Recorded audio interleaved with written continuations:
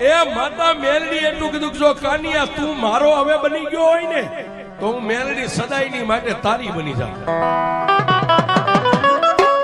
પણ જોજે મારી એ તારી માટે મેં મારા કાકા કુટુંબ મેગ્યા, ભાઈઓ ભાંડરું મેગ્યા, વગડાની માલપા એકલું ઝાડવું ક્યાંય ન હોય, પણ કાનિયો જોગી આ ધરતીની માથે હવે હું એકલો છું, તારી સિવાય કોઈ નો આધાર. અને સાહેબ